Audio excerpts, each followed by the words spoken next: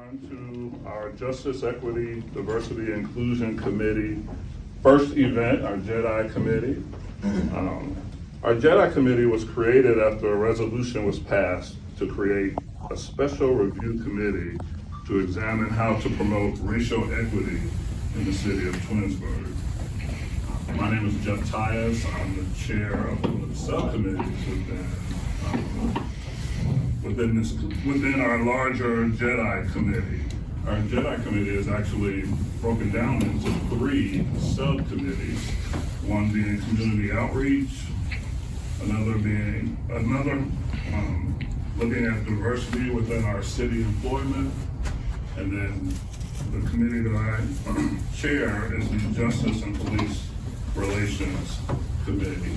All right, so this event today was born out of that committee. It's a committee that's intended to try to bring members of our community together with our safety forces so that they can start to build a better relationship within our city, especially as the city of Twinsburg has gotten more diverse.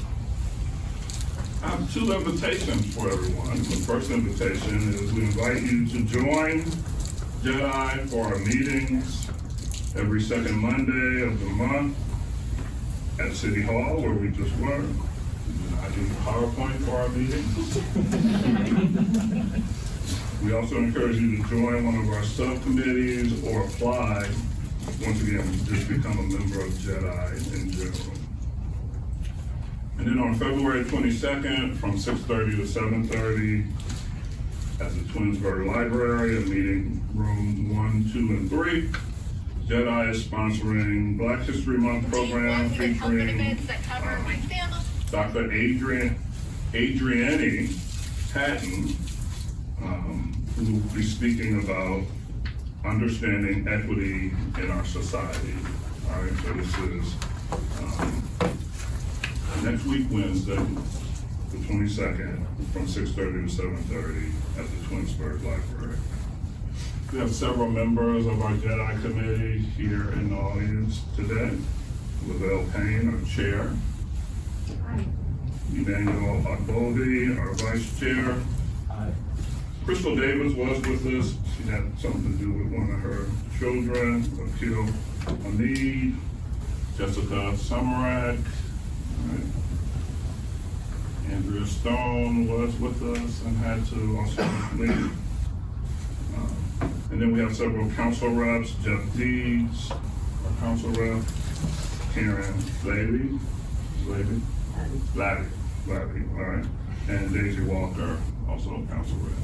And then our mayor joins us as well. And every now and then we also have our chief join us. In the past, we've had Lieutenant Donato join us, and our stars of our committee would be Jeremy Mahoric and Larnie Zellner. All right, so we appreciate the input that they provide for us as well. All right. So on September 3rd, 2021, Lieutenant Tom Mason became the police chief of the city of Twinsburg. Mason began his career with the Twinsburg Police Department in October 1994. He's a Charles Brush High School graduate. He also attended Kent State University and Cuyahoga and Lakeland Community Colleges. He's obtained a leadership certificate from the Police Executive and Administrative Leadership School in 2018, and he graduated from I'm going to butcher this. He graduated from an Ohio Law Enforcement Foundation and the Ohio Association of Chiefs of Police as a certified law enforcement executive in 2020. There's another name for it, but I don't want to butcher it, so just click. Okay, all right. Throughout his nearly 27 years of service, Mason has served as a patrol officer, detective, patrol sergeant, and lieutenant. And during his career, he established the department's K-9 program and was the city's first K-9 officer. 22-year resident of Twinsburg. Mason and his wife Tracy have raised their children, their twins, who are seniors at Twinsburg High School, Jessica and Tyler. And the Mason family is actively involved in our community through events, school sports, and various activities. I'll turn over the podium now to our police chief, Tom Mason.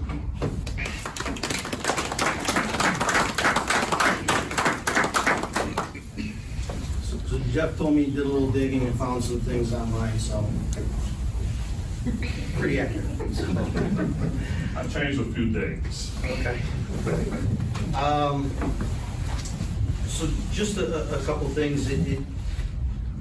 As Jeff mentioned, I wasn't initially involved with JEDI. These two were, from day one pretty much.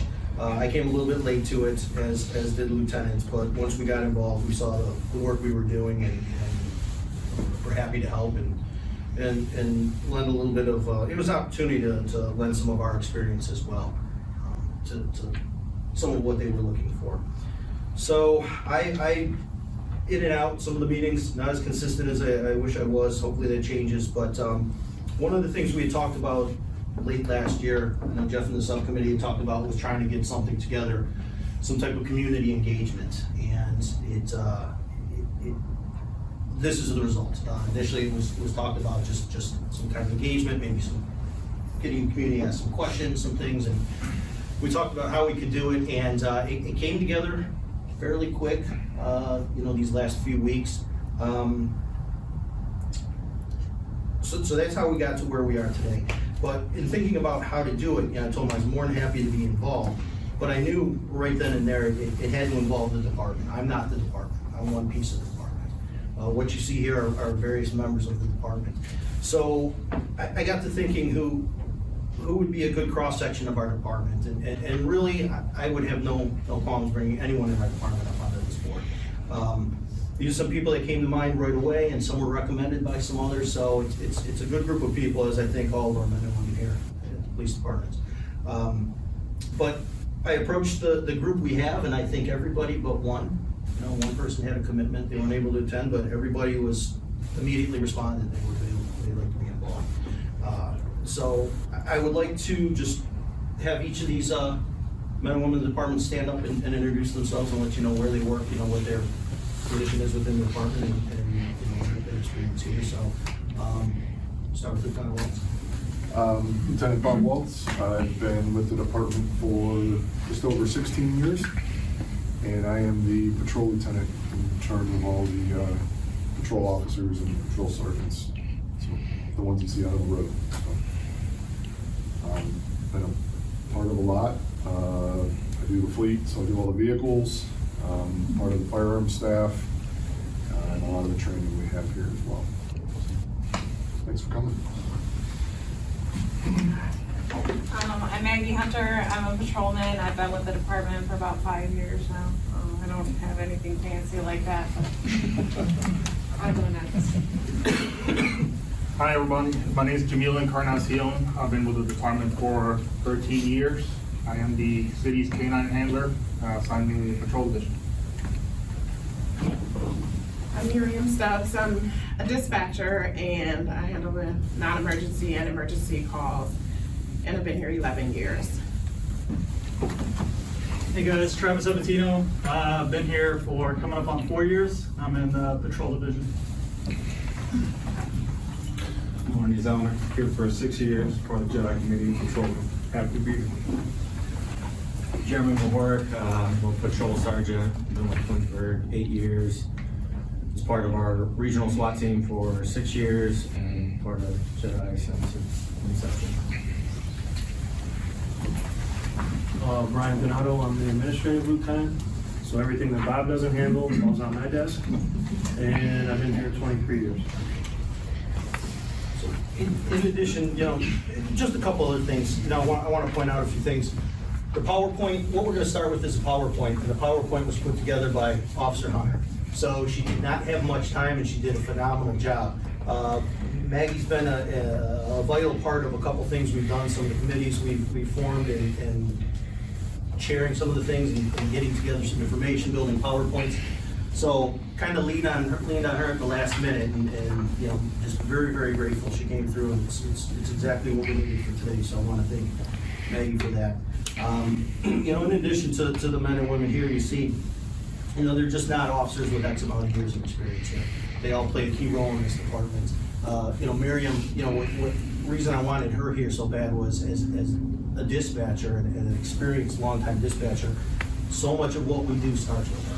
So a lot of what we're gonna talk about tonight is relevant because it's not always an officer that gets that call or gets flagged down. 9 times out of 10, it's probably a call coming into the dispatch center.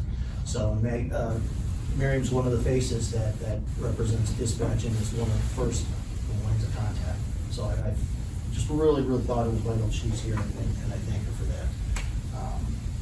So, as I mentioned, we have a PowerPoint, and the reason we put together the PowerPoint was just kind of to catch people up on what JEDI's been doing for the last 2 years.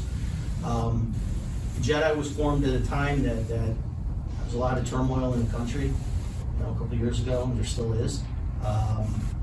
You know, there was a need for it, and a group of people came together and put together JEDI. I'm oversimplifying it, but you know, it plays a key role in fostering these relationships and looking at ourselves and our operations and seeing if there's anything we can do better. Fortunately, we've had a really good relationship with JEDI, and I think the most positive thing to come out of the committee for me is when we talk about some of the things we're going to show you here, we didn't get dinged on. We didn't get, you're not doing this, you should. You know, every time they asked us about a policy or procedure or something, we presented it. And I think they were pleasantly surprised to see that the extent of what we go through with some of the policies that they specifically were looking at. So this is just a little overview to show you some of what's been discussed over the last 1.5 to 2 years. It's not all encompassing. Obviously, there's a lot more detail. It's just a little bit of oversight. I'm going to talk about the first couple slides, and then some of the other officers are going to jump in and touch on it. Again, this is not a lot of detail. It's not, we're not digging deep into this stuff. It's things that have already been discussed. It's just a little bit of an overview for you. So, how do I change this? Okay. Oops. Now we're going too fast. Hey, it's facing the right way. We're improving. Yeah. Okay, so when JEDI was put together, some of the things they wanted to see right away were, in talking about our personnel, you know, things we can do for community relations. There were some specific policies they wanted to see. They wanted to see use of force, search and seizure, body cams. Body cams are a hot topic. Hot topic. We'll talk a little bit more about that. Personnel complaints, how do we file it? The use of our social media, employee speech and expression, and social network. So there's just a couple of things that were addressed right out of the gate.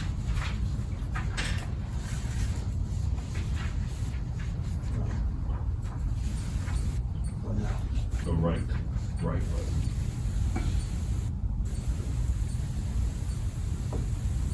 Okay. So, again, very simple chart just showing what our department makeup is right now. We have the 2 of the 3 lieutenants you've met. Lieutenant Donato is the admin lieutenant, patrol lieutenant Bob Waltz. Al Tarnowski is our detective lieutenant. He is not here tonight. We have dispatch units. Currently, we have 3 school resource officers. The patrol division under Lieutenant Waltz, 21 officers more or less.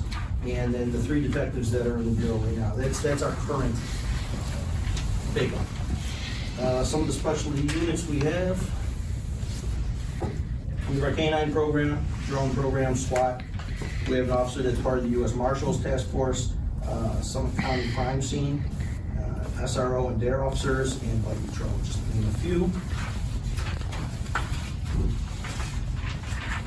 Some of the community events we're part of, the annual open house with the fire department, baseball games, shop with a cop, where we adopt a family like we did this past year.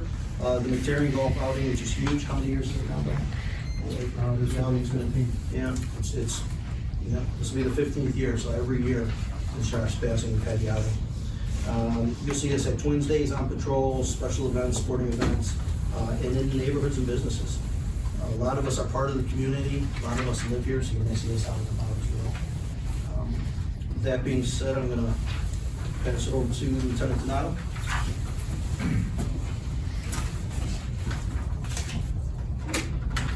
So one of the topics that we discussed in meetings were the Ohio Collaborative, which was and I don't think anybody really knew what it was whenever we started, but it was set up by the state of Ohio and the governor at the time, and it was a collaborative board set up that would mandate certain policies for all police departments within the state of Ohio.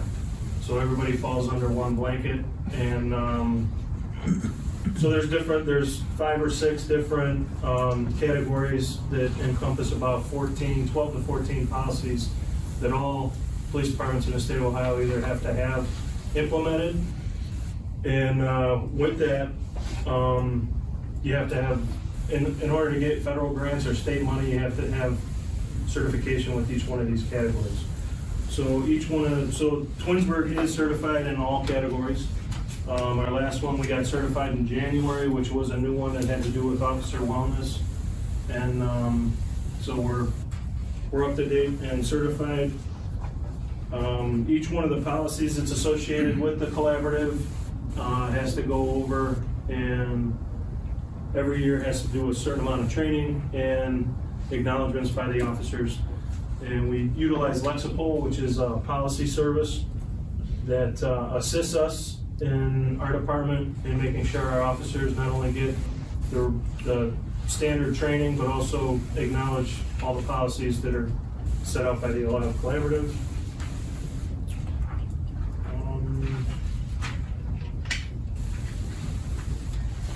I think I covered.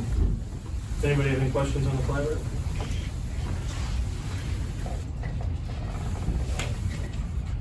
So here's the, kind of hard to see.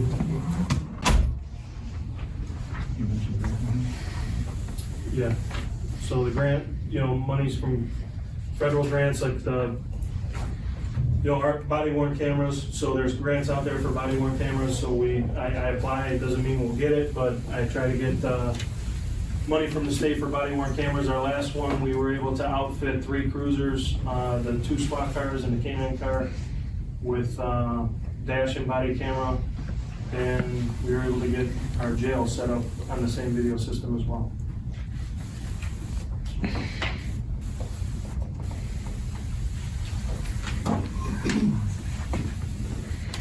I'm gonna talk real fast on some of the training that we put together for our officers when they're hired. This here is our patrol basic track, is kind of what we call it. Of course, it's not all encompassing, but on the left side, you see the core classes that we try to get every officer involved in. Anywhere from basic crash investigation to radars to DUI or ODI testing, how to testify in court, how to de-escalate, verbal judo and crisis intervention training. A lot of it is actually being transitioned into police academies now. So it's getting taken care of before they get here. And you can see some of the hours that are associated with them. Those hours just keep going up every year when they find new things to add and incorporate into it. The right side is, excuse me, electives that officers can kind of branch out, and once they find something that they're interested in or a little niche that they want to get to, we can add that. Or if we find that we have too many officers doing one thing, we'll throw them over here to do something else just to balance out our department as much as we can. Once they get a little bit of time under the belt, we move to an advanced patrol classes, and this really comes once officers start getting a feel for the road, what they enjoy doing, something that they want to focus on. Some want to go into more training, some want to go into like a drug interdiction, some want to go, firearms, whatever. We have a kind of a course for them. Again, we do have core classes that we try to get each officer to be a part of.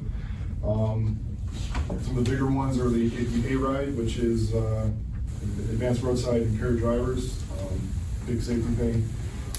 Drugs, The nation's been against drugs for a very long time.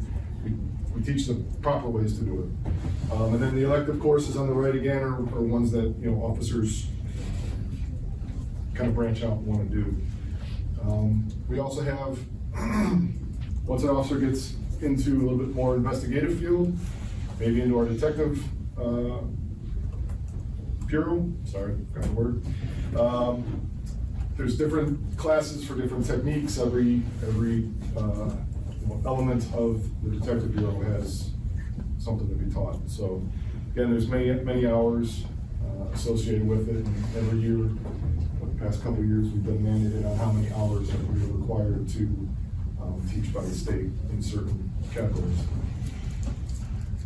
I have a question. Yes. Okay, do you give training for mayors, regarding weapons and things of that nature? Like they do in other municipalities? Just say the mayor, you're gonna train him in how to use a rifle or a gun. Like you guys, do you do that type of training? We haven't. I don't know if there's a. I know one municipality does that, but I don't. Mayor Yates, he would attend trainings with us every once in a I while. thought he did. He, wanted to see what we were learning, what we were doing, so when we had a training down in Alliance, a full in-service stay down there at their range and shoot house, he joined us for the whole entire day. So he was a participant, he had a good info. Yeah, and that was just one of probably 2 or 3 that he participated in, and I know when we did another Tri-Hat training, which was a joint training with Twinsburg, Aurora, and Hudson PD, he also was there, but more just on an observation of what we were going over with the tactics. But it's not required. Yeah. Right. I mean, no, we would, we'll welcome anybody, as long as the safety parameters, of course, allow it, so sometimes they get a little. Well, I'm just asking for a friend.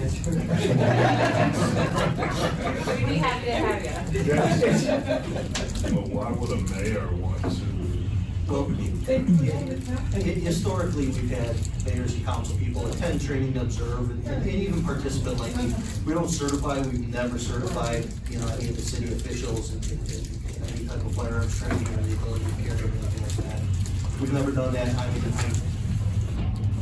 don't know of anyone who does. You may know of some, but I'm not aware of any that do. But again, we have had plenty of mayors and council people. Done more familiarization, so they're aware of what's going on in their cities, tactics and things that they use.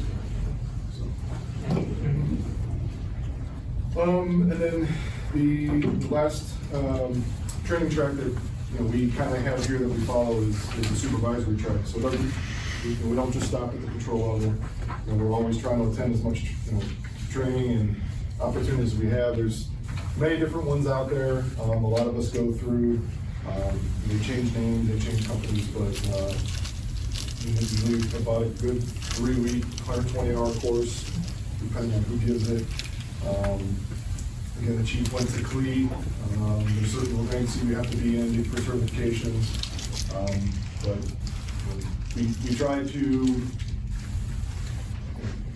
get some classes that let us understand what patrol is doing as well. So our supervisors and we need to know what they're doing and understand the reasoning behind the processes of those classes. So.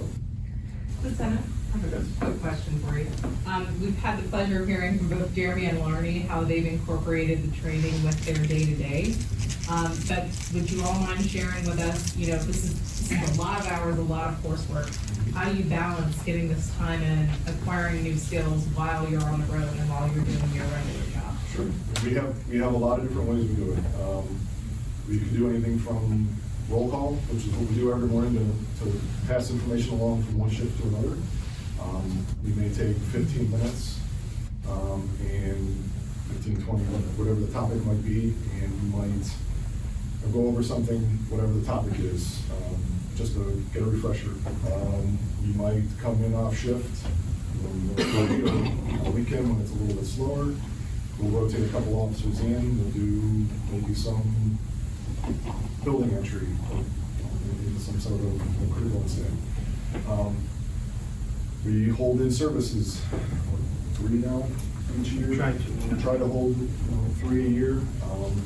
And then we just break each officer off and send them out to trainings. COVID kind of took a little hit at training locations and places that offer them. But there's a lot out there and a lot of availability for it. But there's a lot of different ways. We've actually sent, one of the departments that's actually gone out and got a lot of instructors in-house. So we have a lot of people that can put on our own classes here. We don't have to rely on other places as well. So. One other thing too is like,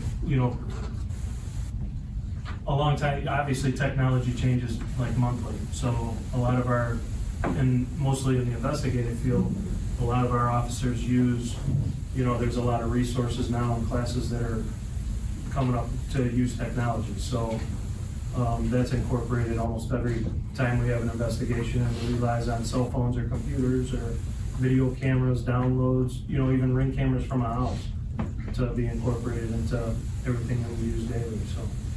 Yeah, to add to what these guys said, we have a ton of in-house instruction. We have a lot of people sitting over there are certified instructors.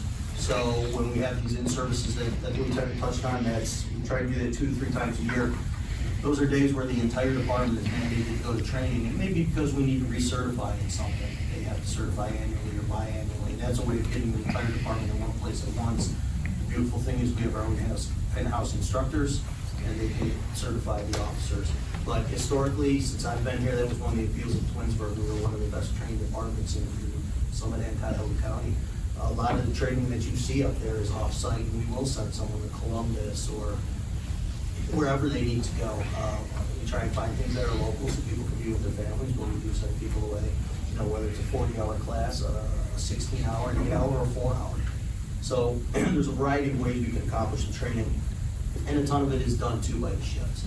You get a guy like Sergeant Mahork, who's an instructor in a variety of areas. He'll take that opportunity to work with his shift as well on little things during roll call or downtime or middle of the night if it's quiet. So it's constantly training at a professional level. There's a lot of it. It's easier for us to bounce one instructor from shift to shift instead of moving person. Each group, so it really works out. So quarterly, we, sergeants and supervisors can do it even more often, but quarterly we review body cam from a traffic stop or a domestic incident of our officers, and we sit down together and run over what happened, what could have been improved, what might have went perfect. But that review process is important, improvement. So. Anybody have any other questions on training? Yes, sir. Yeah, on the body cams, are those on like 24/7, or is it just when you pull up to some other incident, then you have to turn it on? Yes or no? So they are, but there's different modes of activation. So if I'm out walking around, or when an officer is out walking around and they come upon somebody or an incident or something, they can activate it manually. We've gone with the new system that there are many other activations that will come to several other that they'll activate. So if we turn our lights on, if we get a siren, anything like that, automatically activates our body camera and the dash camera on our cars.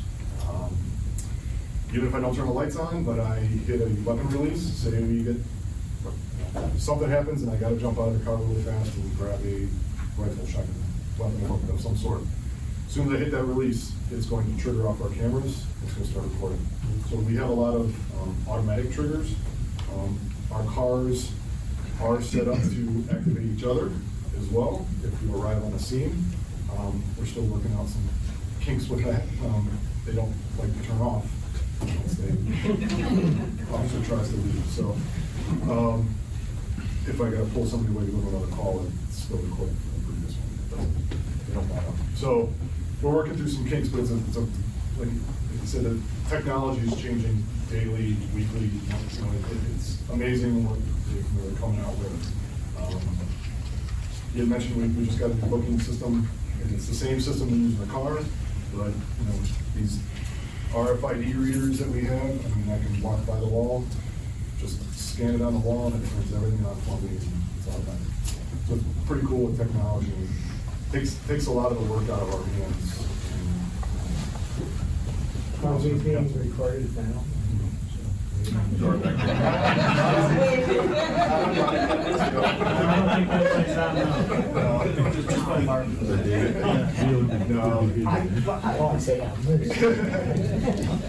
So one of the things on one of the slides said use of drones. You actually use drones for like a lot of things these days? We're using them for more. It's fairly new to us. We have Three pilots.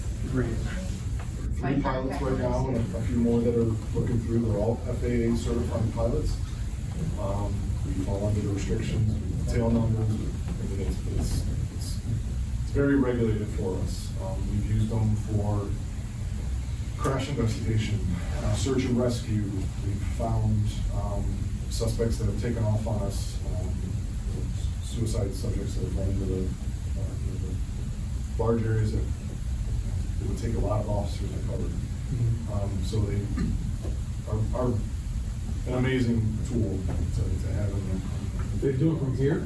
They Usually, we can, depending on how it's got, I think it's a 3-mile range. But what we usually do is have the pilot pick an area, a location that's a safe location, but still close enough, and deploy from there.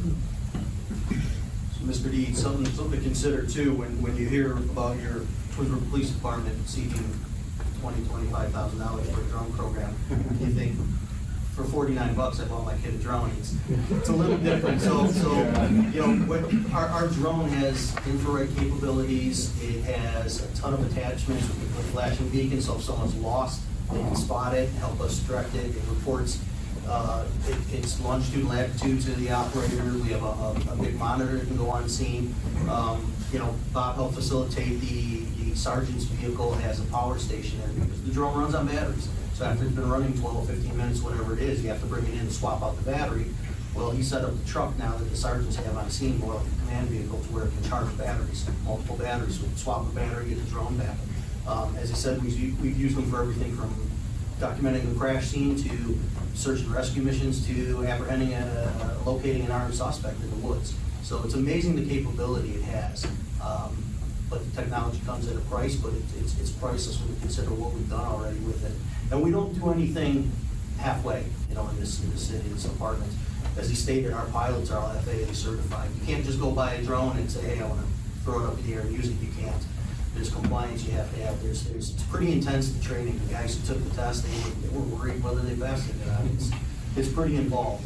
So it's a program we're expanding. We've had it a couple of years now. We're up to 3 pilots. We're looking to add more. But like anything else, that technology is only good for so many years, and then it's time to replace. But yeah, it's a great question. He's setting you up.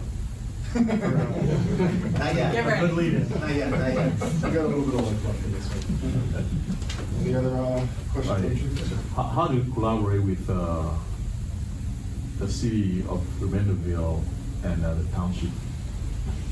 We work with them a lot, whether, you know, in an aspect of training, you know, Officer Moore mentioned TriHack. So we kind of set up a collaboration with Aurora, Hudson, us. It's nice to know what neighboring cities, what, you know, tactics, techniques, what they do, so that we have a lot of mutual aid agreements with everybody around us. We're smaller, but yet we still get some of the calls that we need a lot of help. So we rely on everybody else to have that training as well.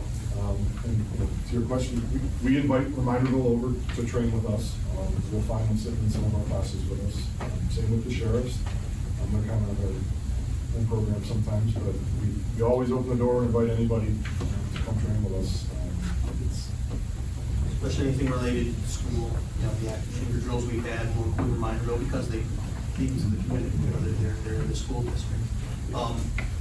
Miriam she can expound upon, you know, we dispatch for Reminderville, we have, for as long as I've been here. you know, they're a good chunk of our calls. Yeah, in the township, we do the fire and EMS calls for them. Yeah, so while things might seem like it's quiet, there's nothing going on in Twinsburg, she may dispatch a major fire in the township or something in Monterville, you don't know. And, you know, consequently, we have mutual aid agreements with them as they do with us. It could be at any given time, one officer maybe working in Reminderville because of their size. They get a call that shouldn't go to themselves, we'll go with them, or, you know, depending on where they're at in the city, maybe a rural come over to help, so we all work together and we train too as well. So with the sheriff's department, we have 2 units, 2 specialty units here in the city that we mainly work with.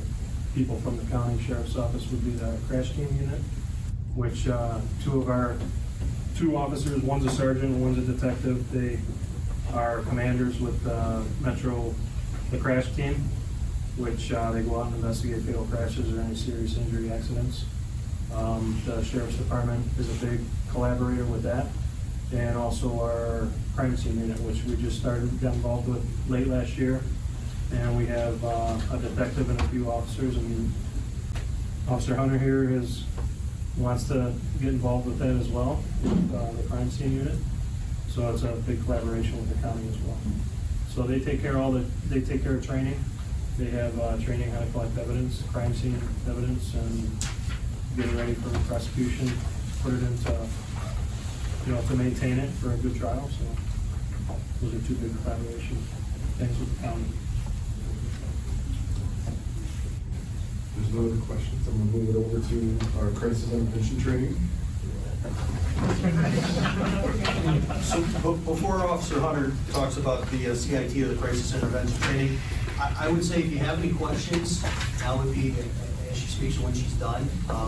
She's one of the more recent graduates, and she'll tell you all about it, but if any questions would be a good time now, because what Jeff hasn't told me yet, you know, I know in the interest of time, Right. one of the questions that I know they received from the community had to do with de-escalation, and this directly relates to that. So I would say in the interest of time, any questions you have regarding de-escalation type training, or specifically what Officer Hunter has to say, please ask now.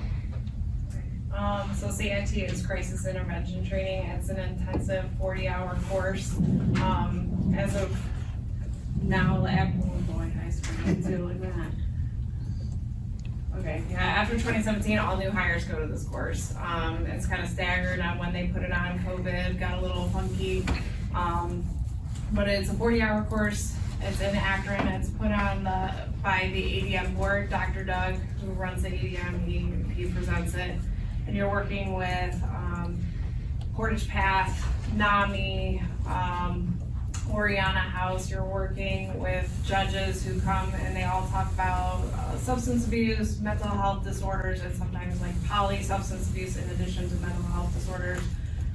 We even had clients, is what they refer to them as, they come in and they speak to us, tell us about experiences that they may have had with law enforcement prior, and kind of give you an inside look on how situations of someone who's in mental health crisis views things, and ways to speak or act around that individual to kind of help them through and then get them to the right resources. The big thing is we're trying to keep them out of jail, right? That's not the path, that's not the help that they need. So this is a huge focus on de-escalation. Again, it's your tactics, how you talk to the person. Summit County is huge on mental health and substance abuse. It's probably the best, I would say, in the state right now. The resources are abound, so there's something out there. Even out here, we can still reach out to Akron and get somebody to the resource. Oh, there you go, see, she's talking. You can get them to the resources that they need. I'm all thrown off. Summit County's the best. Yeah, Summit County is the best with that, but with crisis intervention training, they kind of get you like in the passenger seat with their social workers. So you are going around Akron and you are going, you know, near the railroad tracks, you're finding the homeless communities and you're getting to interact with these individuals and work with these social workers and what they do and the resources, like bringing them their medicine.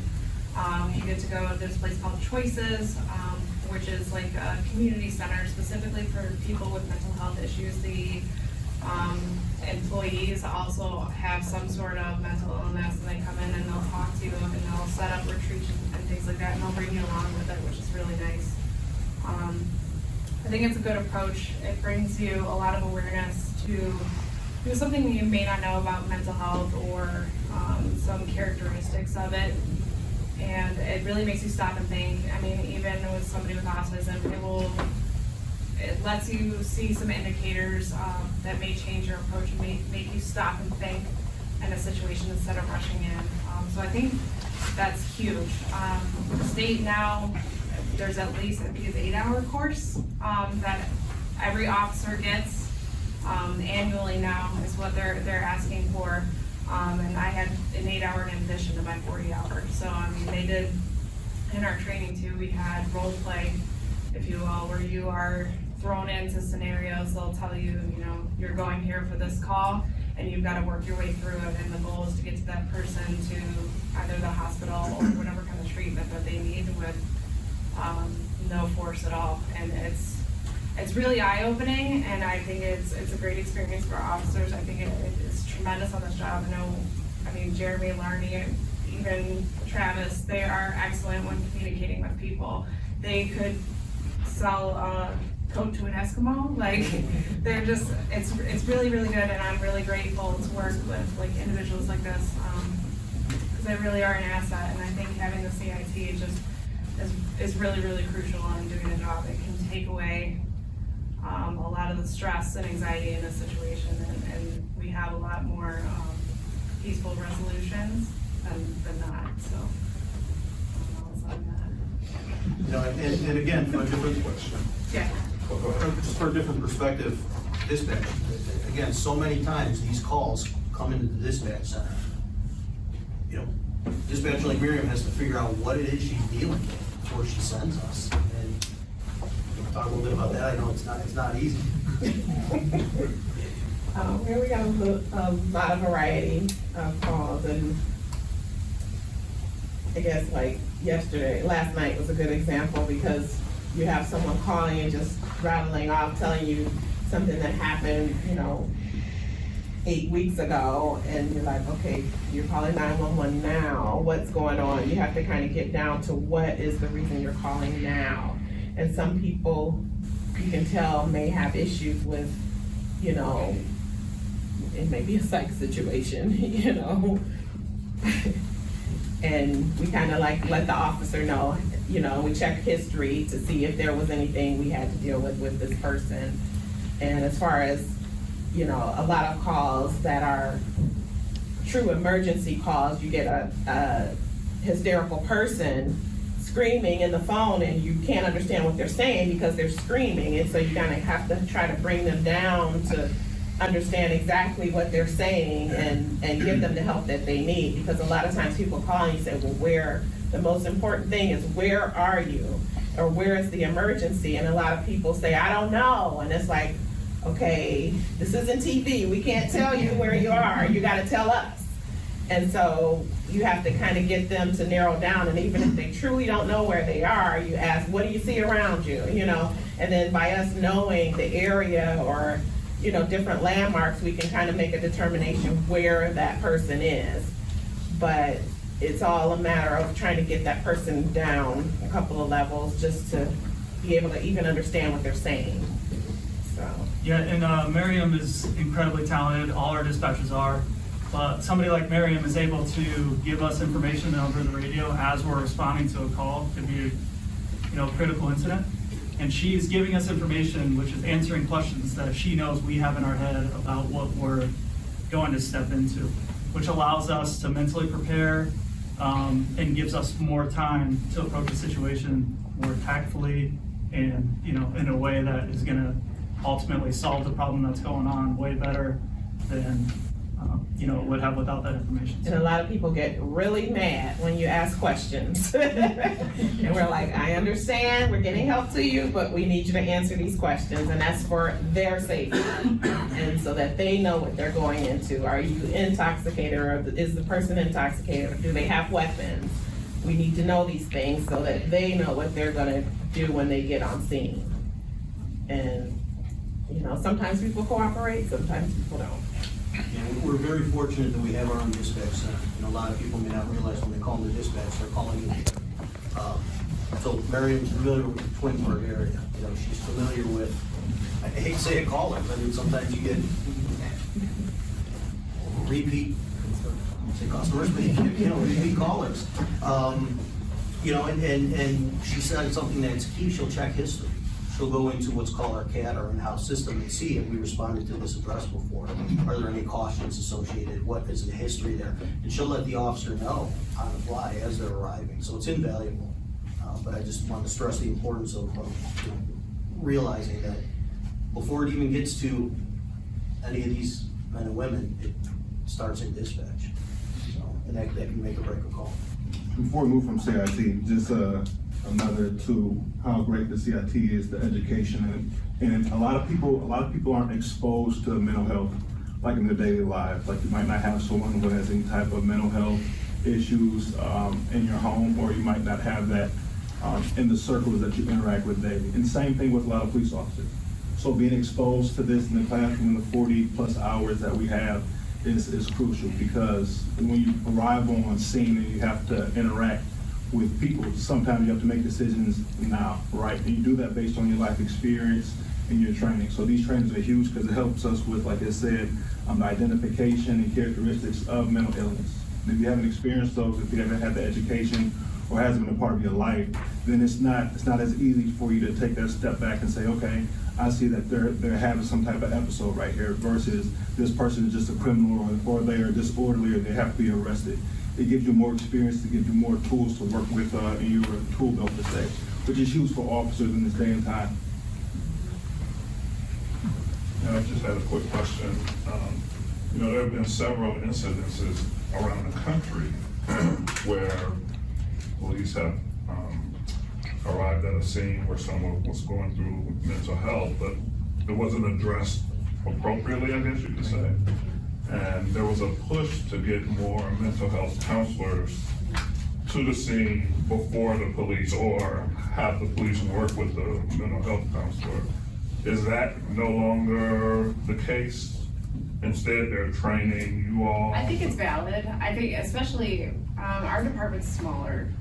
So I think we have more access to resources. When you have such a large department, like a major city like Cleveland, financing becomes a huge point when it comes to sending all the officers to the training that they need. So it's not maybe something so feasible, but having a mental health worker, I know Akron is huge on that. They have their own CIT response team. So they've really like taken this concept and like really have nurtured it. So, I mean, they have their own response team in addition to patrol. If somebody in patrol, you know, interacts with them, they'll forward that information and they can send it through to the ADM board. So, you know, Portage Path or someone from the ADM can come down and kind of look into it.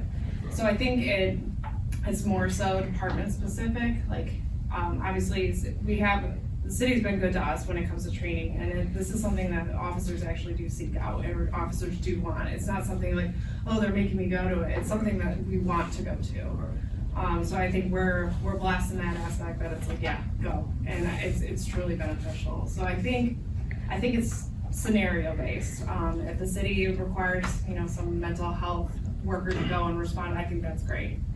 You know, and our goal too is just have a peaceful resolution and get that person to what they need.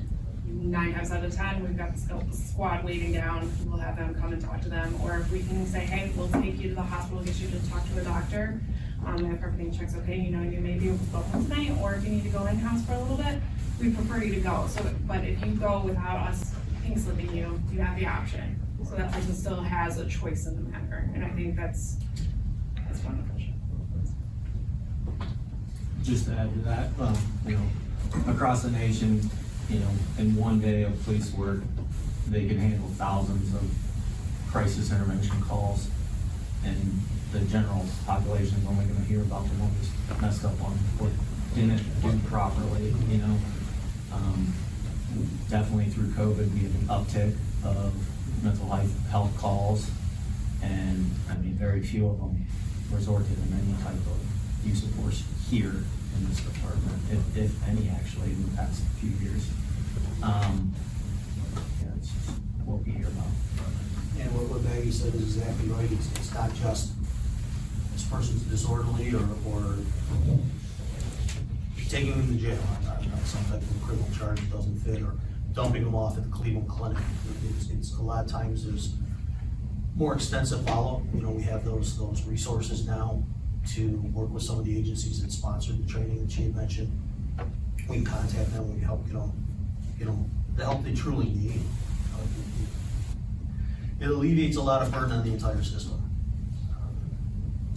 Because often, you know, if you put someone in jail and it's not the place for them, you're gonna end up dealing with them again. The jail is going to call us and tell us this is going on, and need to be evaluated, so might as well get the person the care they truly need, rather than just pushing it off, because it always comes back. And even if it does rise to the level of arrest, we're lucky that we have still municipal court. Judge Coates down there has a mental health court that she holds, and you know, she has a graduation for people that follow through programs that she has set up. So She's one of the executives at CIT. so we're lucky here. Any other questions about the escalation or the CIT? I'll ask our moderator, do you think that satisfies that question? Yes. So what we're gonna do, yeah, go on, Jerry. Again, in the interest of time, again, Sergeant Mahorich has been with JEDI since day one. So the next few slides we have, there's quite a bit of information on it. We're not gonna go through it line by line, it's a lot. He's just gonna touch on some of the key points and some of the policies that were reviewed, and then we'll open it up for any questions out there. So as Lieutenant Donato mentioned, we use Lexapol for our policies, which is great. It's done here on the computers within the department. Also, officers can utilize their personal cell phones to look up policies whenever and review those. We have to each year, you know, manually do them on the computer that they were reviewed. In addition to that, there's what we call DTBs, daily training bulletins, that are utilized. They give scenarios that are reviewing a certain policy, and you read through the scenario and a synopsis of what happened, policies that this you know, was included on, and then you're supposed to answer a multiple choice question on you know, A, B, or C, or D of what is the right answer according to policy. And those come out, probably we get 20 to 30 of those a month that we do as officers within the department. We've already mentioned the amount of roll call trainings that we do. That's, you know, training done at the beginning of each shift, midnight and day shift.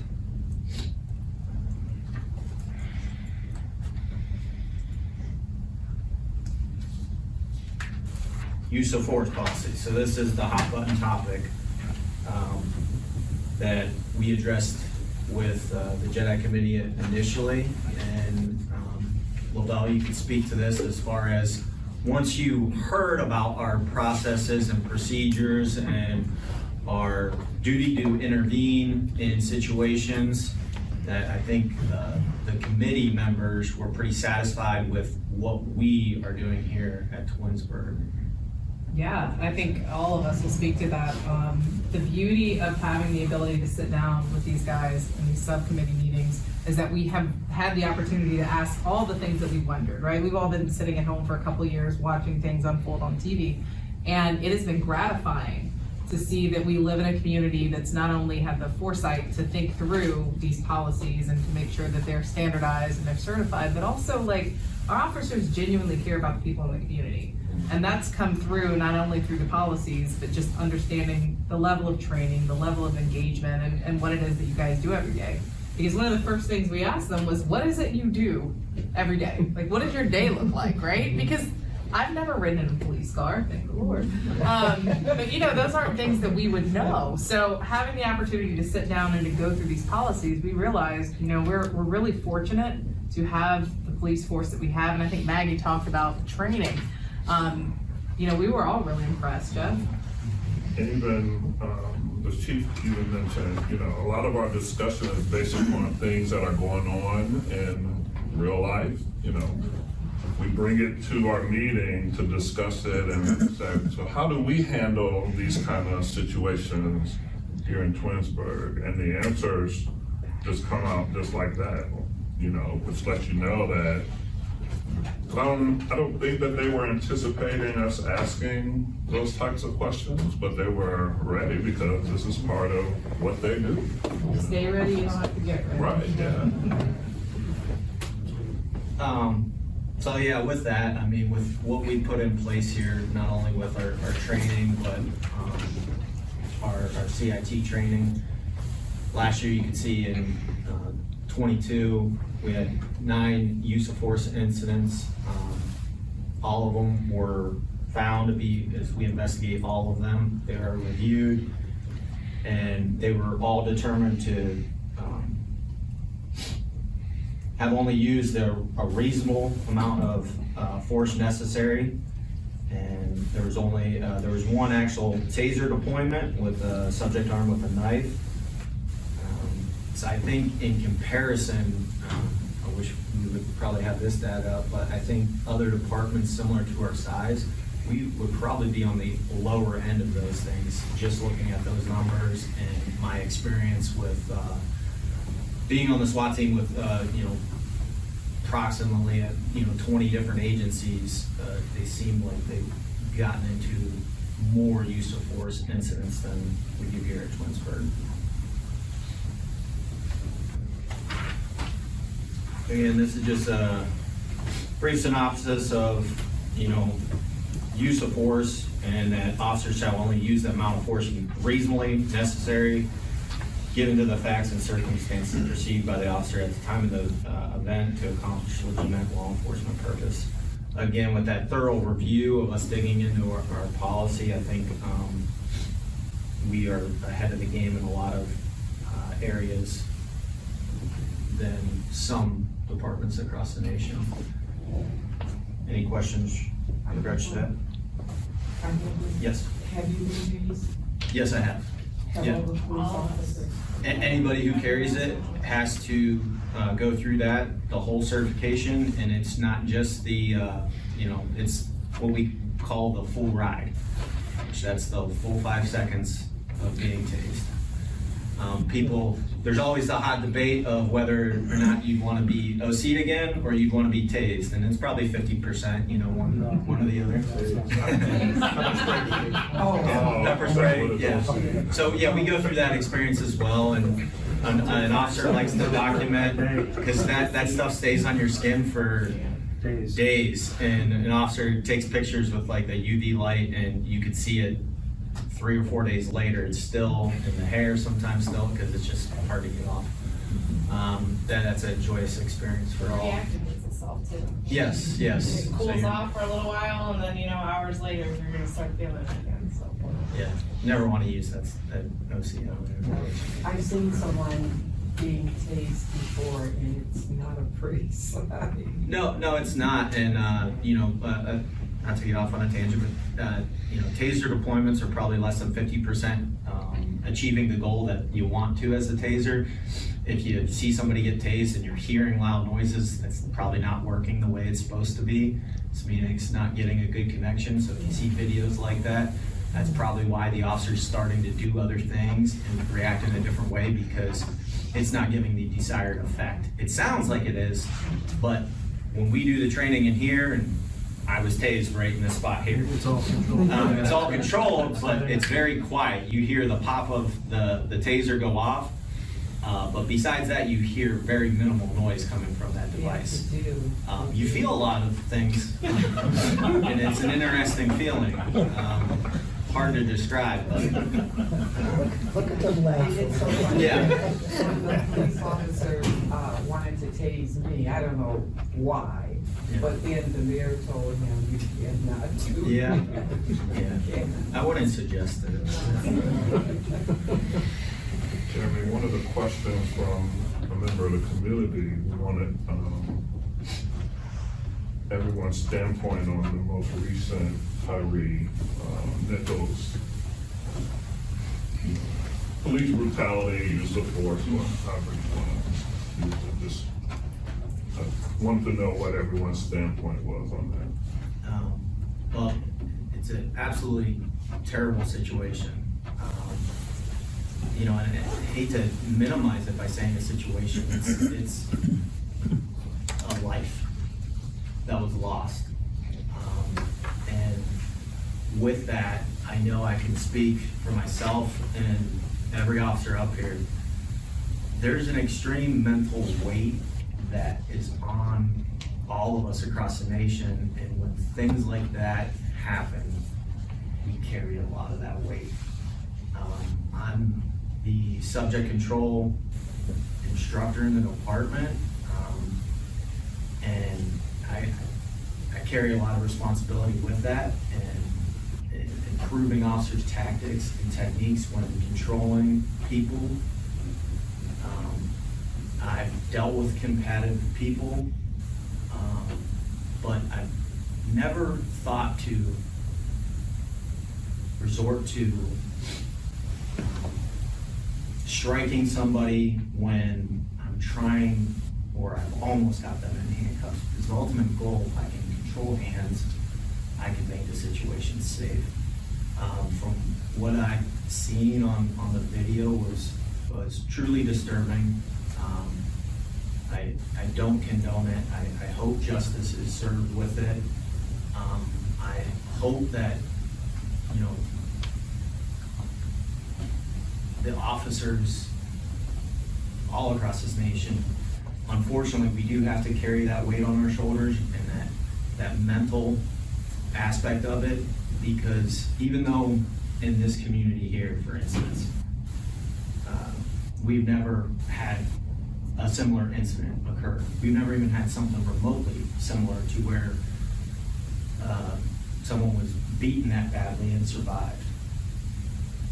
But that doesn't negate the fact that the next time we're dealing with somebody, those things might be said to us. And they might be said, well, don't pull your gun out. We don't want to get shot today. We don't want to be the next Tyree, which is an extremely hard burden to bear, but it is our responsibility. And we have to drive the mission of police work forward and what this department stands for when it comes to those things. And we have to be the standard that everybody should look to be set with that. It saddened me when, you know, my wife came to me and she was talking to me a little bit about it, but she had just initially dove into it on the front end of it and didn't know that he actually lost his life. And, you know, she made a statement and I go, well, he's not alive anymore. He's dead. And then, you know, she just, you know, she was flabbergasted because she knows, you know, my level of professionalism, my commitment to training other officers to do what is reasonable in those situations. We're not gonna avoid all use of force situations by the work that we do. We're gonna come across situations where no matter what CIT moves and JEDI mind tricks and de-escalation tactics we use, there's going to be people that we come into contact with that we're going to have to use force, but doing so in a reasonable manner. What I saw on that video, especially the second one that seemed to be captured up on surveillance on that street corner was just terrible. I don't see how that could have been an isolated event. I don't see how those officers or other officers within that group didn't have similar incidents. And therefore, we've seen some of the firings over the past several weeks, but I think that the unit itself was disbanded as far as that particular unit, but not heard of a person in charge of that unit facing any type of discipline, because yes, most of those officers had body worn cameras activated at the time, and I can't see an individual willing to do some of those things knowing it was on camera unless it was some sort of practice that was done other times within that agency, and that's sad. I know for a fact you would never see that here at this agency. We pride ourselves on our professionalism. But sadly, like I've spoken to, the weight of that happened in a whole other state, miles and miles away, but we carry that weight. And we will hear about those things from people we interact with. And, we got a bunch of husband and wives up here, fathers and mothers, and, we want to go home at the end of the day, but we don't want to carry other people's burdens of when they can't competently complete their job as an officer. Unfortunately, we share in that responsibility, so. Any other questions? We have 10 minutes. I'm not sure. Why don't we, Jerry, just, you don't need to even just touch on maybe one or two lines if you want to get through again, I think it's important everyone know what JEDI has looked at in the past. I want to go through a couple of these slides. Yeah. So like I had mentioned, the big one was duty to intercede, and that's a section in our use of force policy, but that section applies to our entire policy manual. That can be cited for not interceding in any type of situation, and that's what would be the case there. We have our GTAC measures, we already, Lieutenant Waltz already covered some of our body worn cameras.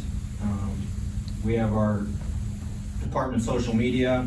We have two different policies related to that, but that we went over, the department use and the personal use from officers, only utilizing those to get information out there to the public related to particular incidents. These are kind of some of those examples of the content.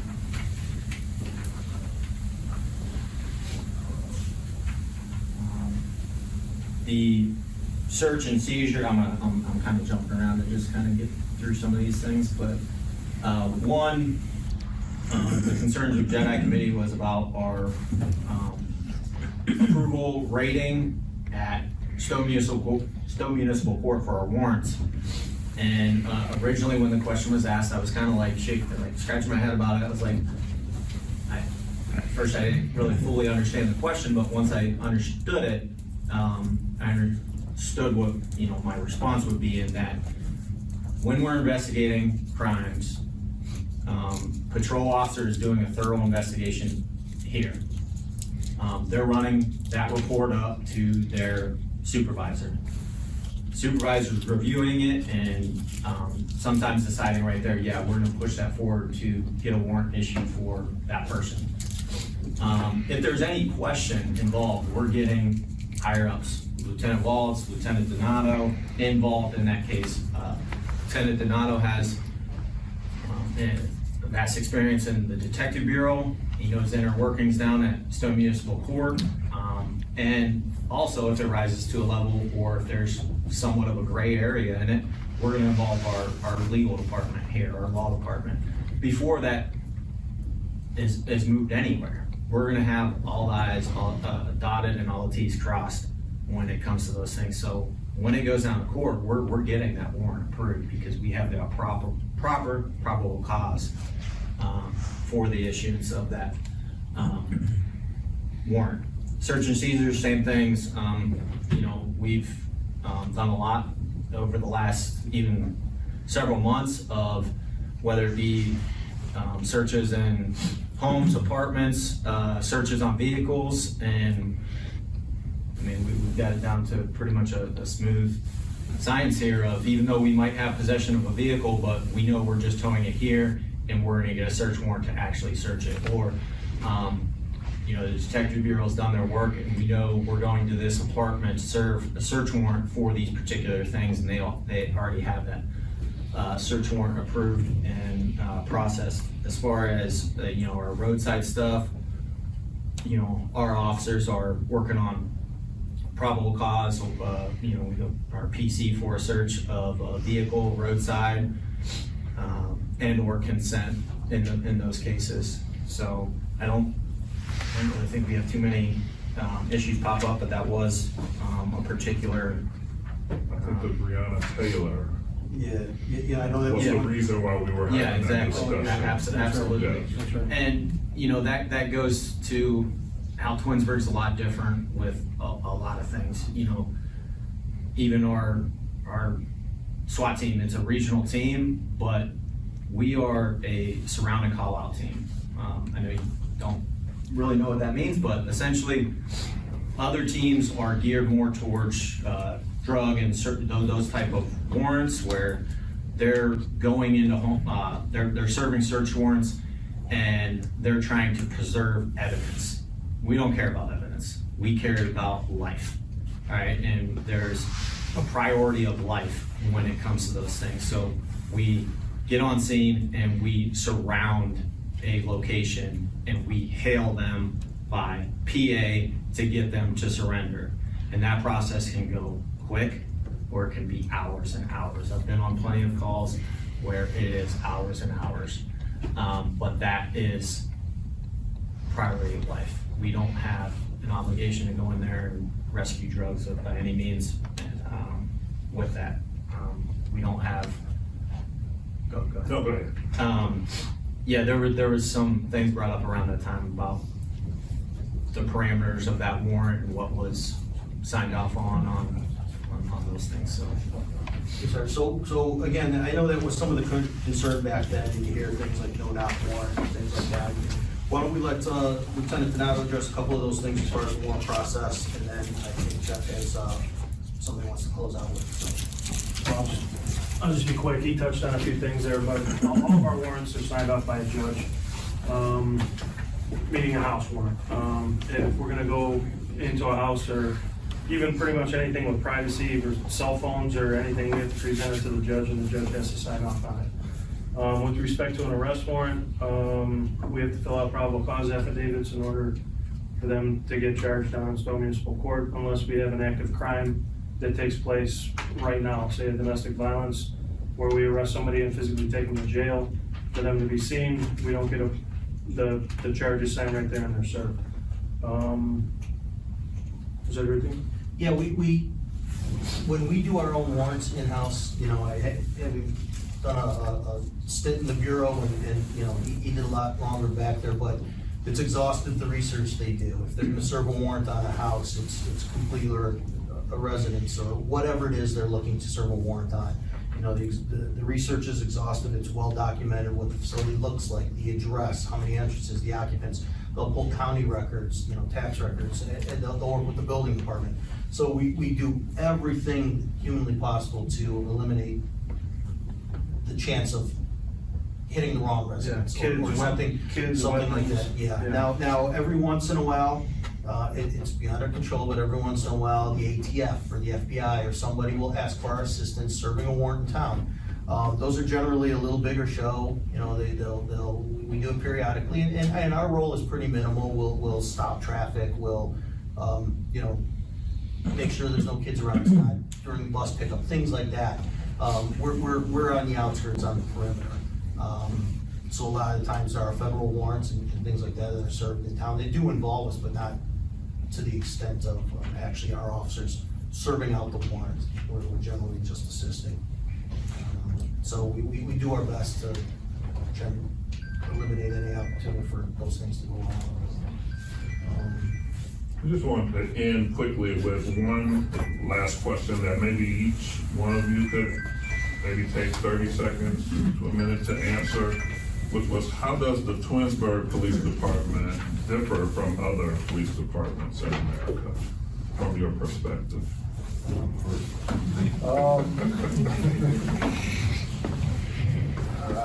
I would say the family element. You know, we all lean on each other, and we pick each other's strengths and weaknesses.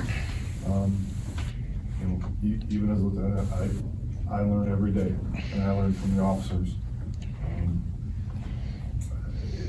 Everybody is good at something and excels at something, and you know, I'm not an expert in everything, and I gather what I can from everybody. So everybody's plays a role, and I think that's something to me is the family dynamic we have here. I can piggyback off that too, like, we are a family.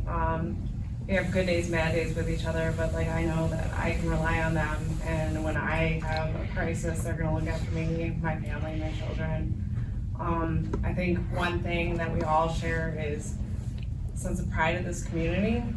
We appreciate the community for what it is and how unique it is and how diverse it's getting. So I think just truly having a passion for where we, you know, it's not just a job. We actually care and we want to be involved in the community, and I think that's huge. I don't know, Yeah, I mean, I can't stress it enough. It is more of a family environment. Now, coming from another agency myself, I came from Carter County, where I work at a larger agency, and there isn't that environment like we have it here. The environment we have here, it is close-knit. It is being a community. I came from another agency where some people didn't believe in living in the area where they work. Having moved here, I mean, coming to this agency, working for the city of Twinsburg,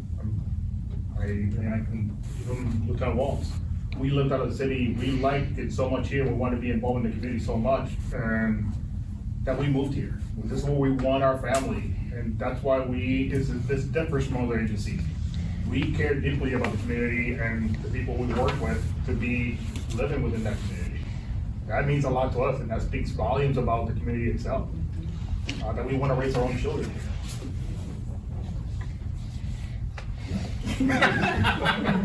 I agree with all of them. But I think, right, I think it's true. It's a big family, and it can be functional, it can be dysfunctional, but at the end of the day, we all come together and do what we have to do to make sure everybody goes home safe, make sure the community is taken care of, we care. There's not one person in this department that I can say they don't care.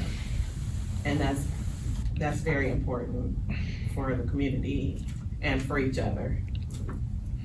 All right, time, you 30 seconds, because I can talk a lot on this. I also came from another agency close by. I can say when I was in the hiring process to work here, I was told by other agencies, oh, you're on the list of Twinsburg, you need to see that through. If you don't get hired, come talk to us. Like, Twinsburg, you need to work there if they hire you. When I drove around the community, I knew I wanted to work here. When I walked around this building and saw the equipment that I have available to me, that works, that's new, that's up to date, the stuff that we have available to us, I knew that I wanted to work here.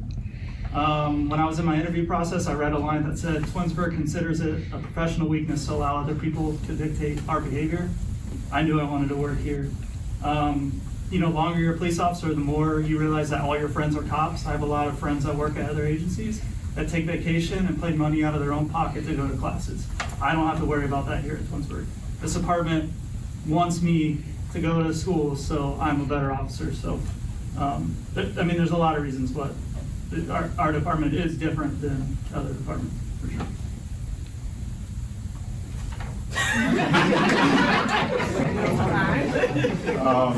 As far as Twinsburg goes, I can't speak for every other department. I do a lot of training both inside our department and outside of our department.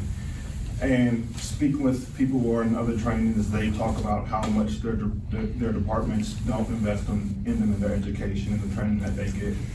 Whereas Twinsburg, we have a lot of opportunities to have more training, and not just outside of the training that they have. We have this on here that are like the patrol track or the Detective Bureau track, but we have a lot of trainings that just go on all year round. And a lot of other departments don't have that opportunity, whether it's because of finance, whether it's because of the interest that officers have or don't have. But one thing I've found that sets us apart is the amount of training that we have, and it shows in how we interact with the public. It shows, in a lot of situations where Officer Hunter talked about where if we have somebody that's going to the hospital, we can, just give me 30 seconds. A lot of situations where we can actually, we can talk to somebody and articulate that they can get the help versus having to force them into situations. And that's a huge plus, as I always say, in this day and time with policing. So the training that we have sets us apart from a lot of different agencies throughout the nation. I came from another agency as well. And, I know what the other half of law enforcement, we're thankful here in Twinsburg that the city invests in this department and funds this department properly, because that is key to having the best and brightest in your agency is funding that agency with the proper equipment, drones that are very expensive, and all the equipment we have here. At my other department, I started out, I think, making like $11 an hour, and now I have a family of 5 and I've never been able to afford that, but those things go a long way. There was also a very big disconnect in the amount of, level of professionalism within that department. The amount of resources, the amount of opportunity that we have here at Twinsburg that makes it so much different.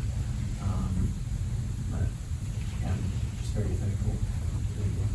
If I may say one last thing, I think overall to encompass answering your question is what sets it apart?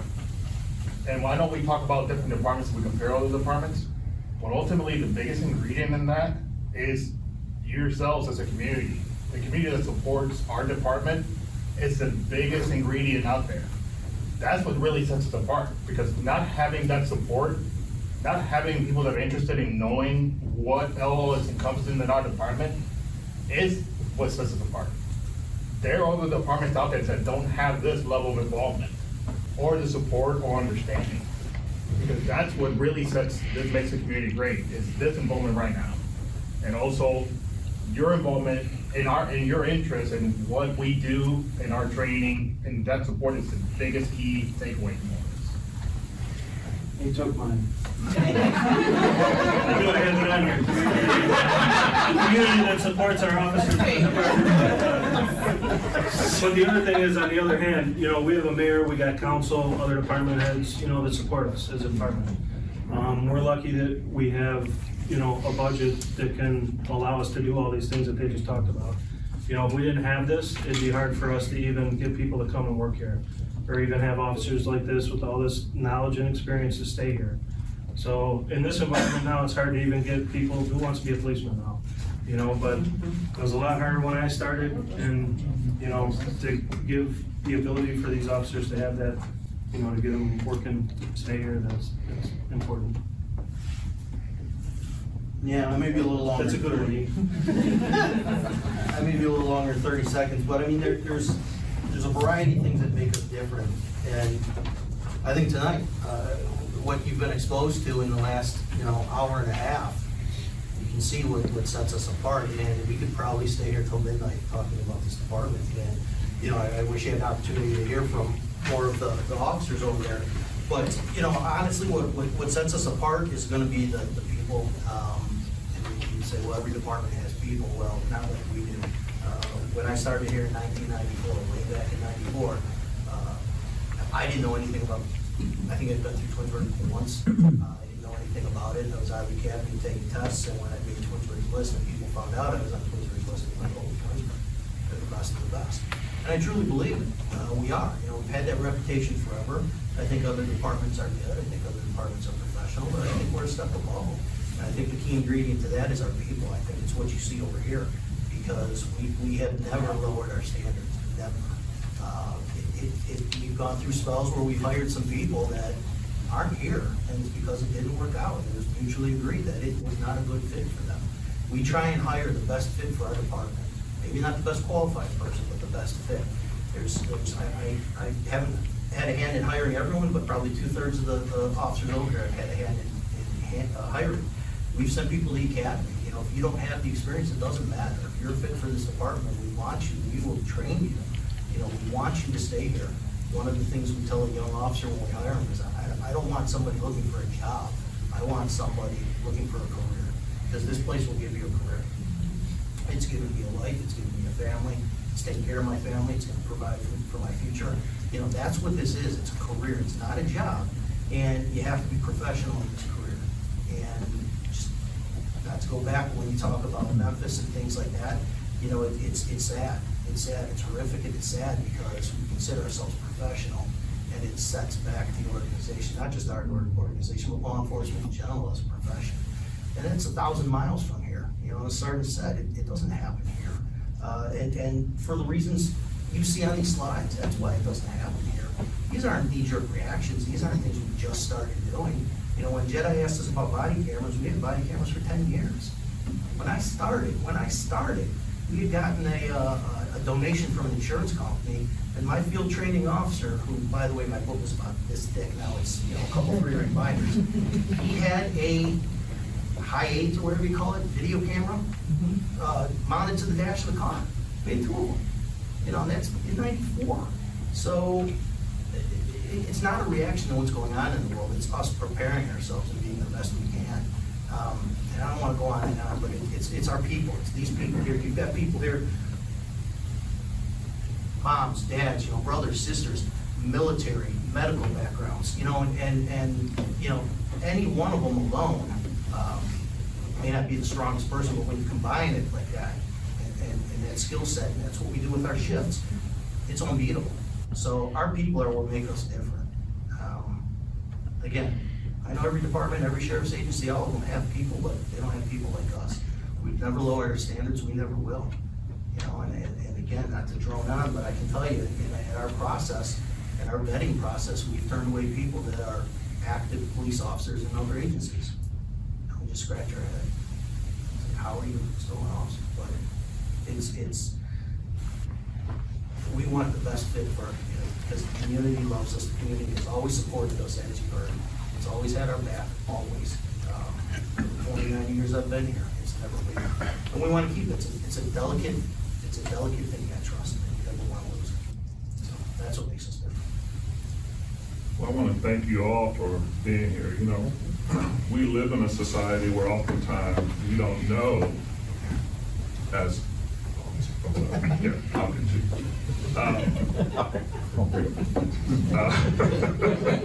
We live in a society where oftentimes we don't get, as residents, we don't get to know exactly what you do, which is one of the things that we discussed in our group. And sometimes the opportunity for you all to get to know the concerns of the community may not always be there as well. And so I'm happy to be a part of this group primarily because we get to collaborate, we get to discuss, we get to interact with one another, and we get to know one another. And I think that's what helps to build a better relationship between the police and our community. So I just wanted to show my appreciation for you all for coming out and sharing, and for those who have been part of JEDI, for educating us and hearing our concerns. You know, as I mentioned, we pay attention to what's on TV and what we see on the news, you know, and what's going on out there. And so we bring those concerns, or we have brought those concerns to this group, and they've been very professional in educating us. I'm talking members of the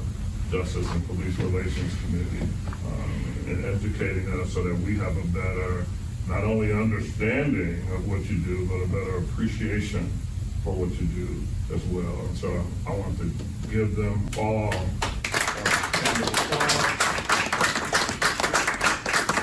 allow the mayor to close us out.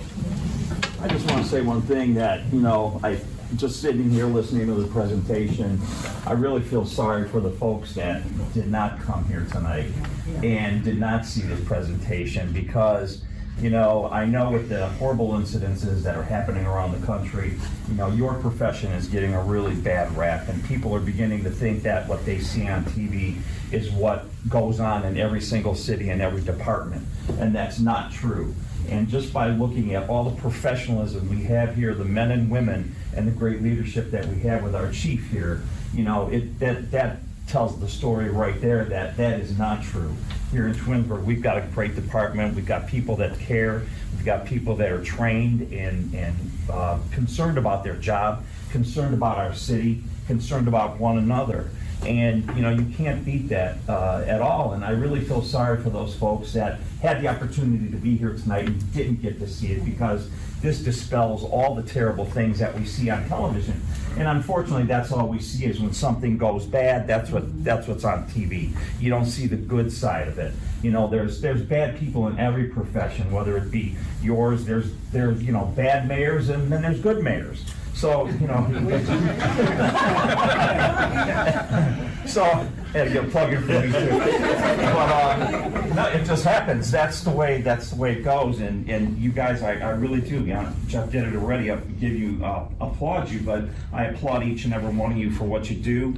And you make me proud to be the mayor of this community, to have the caliber of people that we have here. And Chief, once again, your leadership, I think, is awesome. And I really appreciate all of you for what you do, and thank you for protecting the city, thank you for watching out for each other, and thanks for what you do. And Twinsburg is not reflective of what's going on television. We are different, and we are set aside from all that, and I think each and every one of us should be proud of that, and happy that we have these folks here. So I'd like to do it again. Let's give them all a nice round of applause.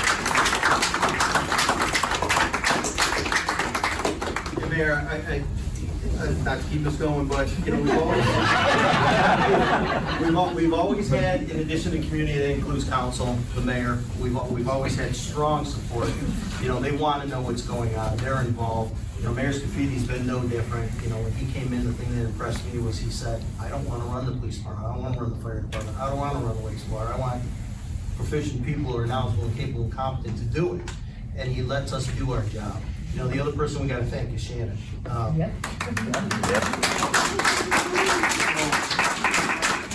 As much work as we put into these things, and JEDI has put in, she's at, like, everything, like every committee, she's there.